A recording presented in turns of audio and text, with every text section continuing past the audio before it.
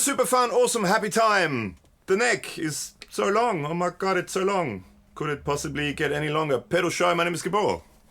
Yo, what's up? I'm Alex. We're going to check out this Baritone from Danelectro today, but please hit like and subscribe on the channel. First up, ding the bell, give us a thumbs up, comments below, all that good stuff. Yes. Cheers. Please do. And this was lent to us by the lovely people at Danelectro Australia, so this is what you would call a sponsored video. So Alex, G'day. The 56 Danelectro Baritone with bottle headstock. Bottleneck headstock, is that what it's called? Yeah, bottle. Bottle headstock in black. It's very gloss black. Yeah, I'm going to check out what it does. Going to see some clips of us playing with a track. Yeah. And also do some tones off the pedal board. Yeah. So should we do some basic specs? Let's do some specs. Tell the good people what it is. Yeah, so this is the Black guitar, I guess. Danelectro 56 Baritone electric guitar with bottle headstock black. Because you get the that's like the Coke bottle, I think they call it, headstock. And then you get the dolphin nose, I think is the other one. See it in front of the screen, good. The one that looks like... See? the dolphin nose one. Doesn't make a sound. There's one that's 6 aside and a 3 aside. Yep. 6 and 9, 3 aside. So this has specs, a single cut body shape. One cut. A bottle headstock. A 29.75 baritone scale neck. And it's long. We'll get your other baritone out and compare the necks. It feels like it just... It's a long way away. Yeah, it's a very long way away when you're playing an E, which is a B, but an E. You have a fully adjustable bridge. Yep. So this is one of the ones... I don't know if this particular model was made in actually 1956, but they used to always have a wooden bridge. But this is one of those like the Jimmy Page one they did for a little while, the 59 or DC or whatever it was, Jimmy Page, with the compensated just metal saddles. Yeah. It's got 2 high output, high impedance lipstick pickups. Yep. The body is made out of spruce. Is it really? Yeah. The top material is made out of hardboard, which is one better than cardboard. The body finish is gloss polyester. Yep. We've got a maple neck with a C-shaped neck profile, bolt-on neck, with, you were saying before, 5-bolt neck. Because of joint. how this cutaway is cut. There'll be close-ups. There's 5 bolts. We have a Perfero fretboard. 14-inch radius, 24 frets, 29.75-inch scale length. We have a master volume and master tone control, 3-way toggle switch pickup selector, vintage style machine heads, chrome hardware, nut material is aluminium, and a truss rod is double action, not single, double. Ooh. And yeah, brass nut, or is it a, does it say anything about the nuts on here? No, it doesn't, but it is... It's not... It's metal or aluminium? It's metal. Metal? Of some sort. What I was going to say now. Oh, yes, and 2 octaves.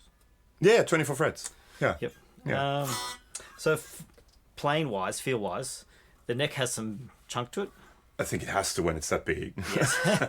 It is, I mean, 29.75, my short scale bass is 30-inch. Sure. So it is basically like a bass scale. But it feels actually longer than most short scale. Because I think on the Mustang bass, the bridge is like right at the end. Whereas there, it feels really... Actually, do you want to grab your other... Sure. Just for comparison. PRS SE Baritone. Whatever the scale length is on that. But if you stick it next to it on the floor... Can you see it on the floor? Yeah, it's a really big... You get another couple of frets worth. It's quite big, even for a baritone. I think a lot of baritones are 27-inch. Yes, I'm not good with that sort of rings a stuff. bell. But this is, 29.75, so it's just about... so do you want to do some clean sounds? Sure. It's pretty straightforward as far as controls go. Volume and tone. 3-way switch. Start on the bridge. We've got Alex's all-Australian pedal board. There's some reverb from the Poly Effects Bebo. You can watch the video on the Bebo up there. Spring, I believe, yeah? 60s spring, I think it is, yeah. 60s spring reverb. To go with our retro guitar. Yeah. Bridge.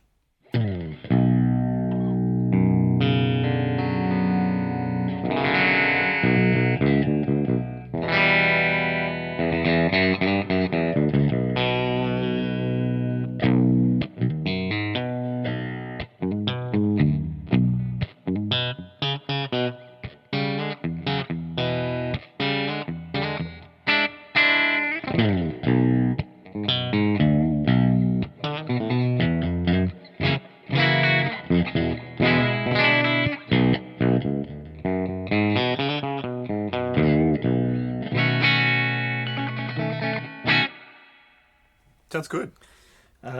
It's got quackiness without being thin. Yeah. Yeah. Yeah, it's a good sounding instrument. I really like those lipstick pickups, actually. They have such a unique sound. Middle.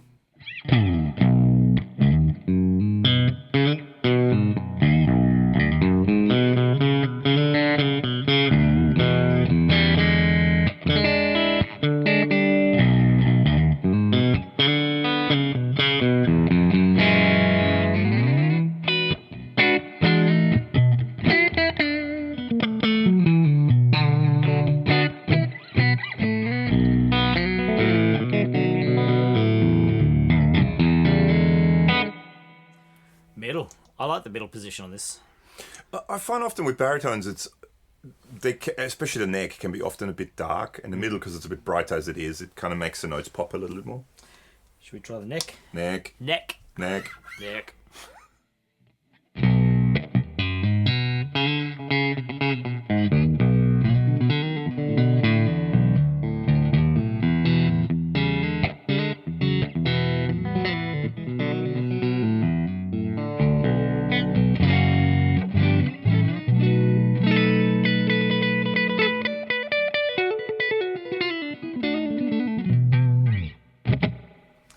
Just for fun, should we do the tone? Roll that off? Roll the tone off. Okay.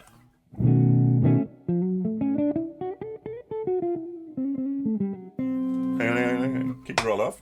That's a meteor distortion, but I think it's in a boost setting. Boosty.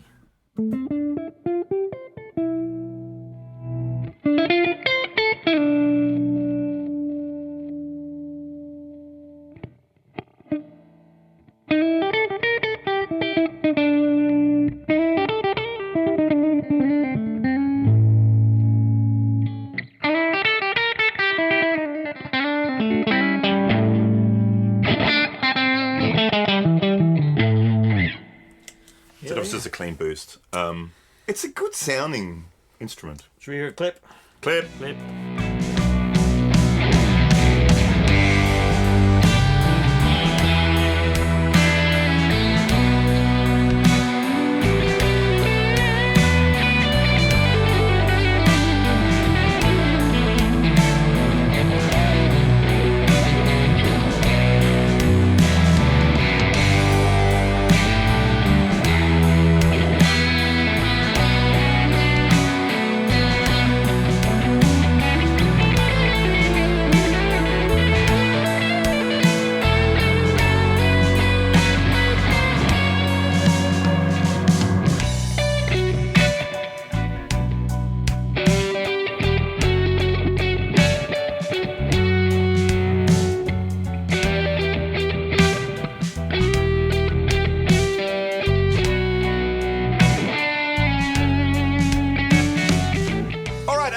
And that was an amazing clip. From someone. From one of us playing.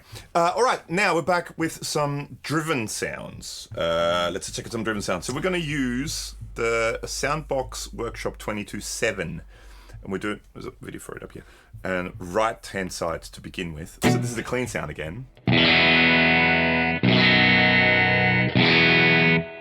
22.7 me.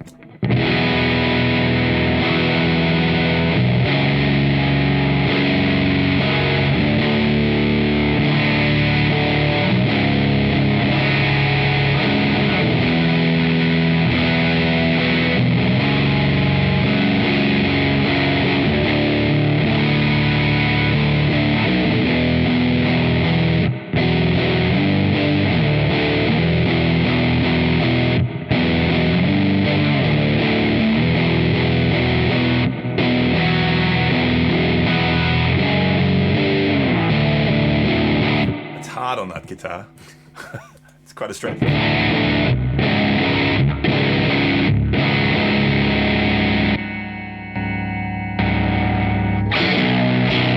So it's a meteor distortion. So this is more distortion. The first one was fuzz, this is more distortion.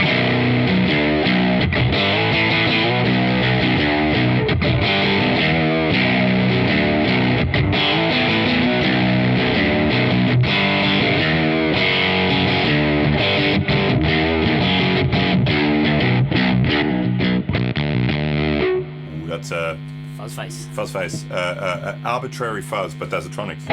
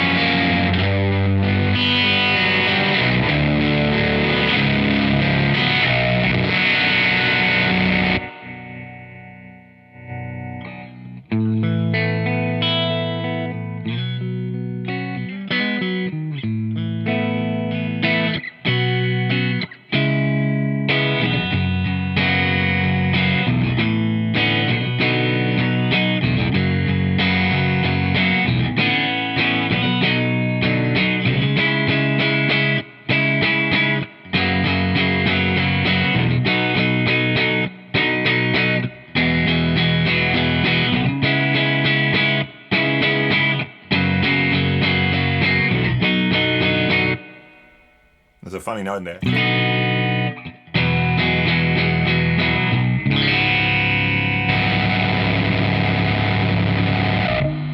Neck, that was the middle position. Let's go neck.